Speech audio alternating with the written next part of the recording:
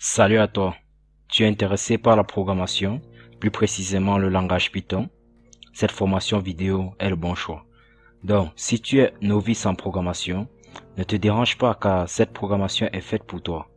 Si tu ne sais que vaguement ce que programmer signifie, mais que tu as envie d'apprendre à coder, cette formation est faite pour toi.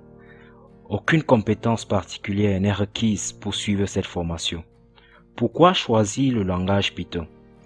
Le Python a de nombreux avantages. C'est un langage facile à apprendre, à lire, à comprendre, à écrire.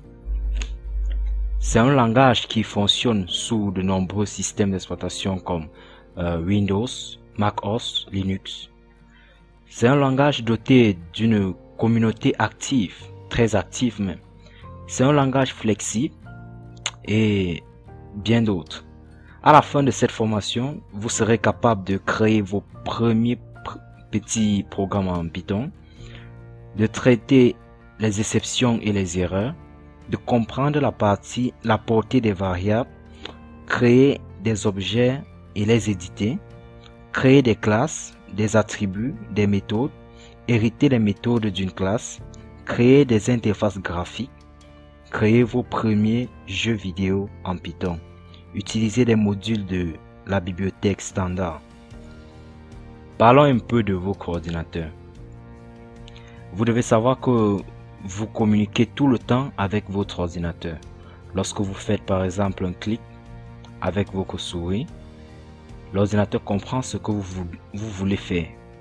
De même que les hommes utilisent plusieurs langages pour communiquer entre eux, la machine a également des langages qu'il comprend, parmi lesquels le Python. Le développeur, à travers ce langage, donne des instructions précises à la machine et cette dernière comprend ce qui lui est demandé de faire.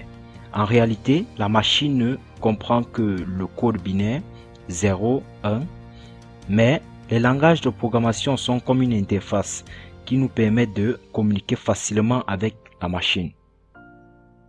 Alors, avec Python, on peut, par exemple, créer des scripts, c'est-à-dire des petits programmes précis, créer des jeux, des logiciels, créer des progiciels, qui sont des projets complexes constitués d'un ensemble de logiciels fonctionnant ensemble. On peut également faire circuler des informations au travers d'un réseau et plein d'autres également. Une dernière chose à savoir sur le Python, c'est que Python est un langage interprété, c'est-à-dire que les instructions que vous lui envoyez sont transcrites en langage binaire, c'est-à-dire 0 et 1, au fur et à mesure de leur lecture. Il existe d'autres types de langages appelés langages compilés, comme le C, le C++, car un logiciel spécialisé se charge de transformer le code en langage binaire avant l'exécution du programme. Dans la prochaine vidéo, nous allons installer les outils nécessaires pour programmer en Python. Donc je vous dis rendez-vous à la prochaine vidéo pour commencer la formation. Merci.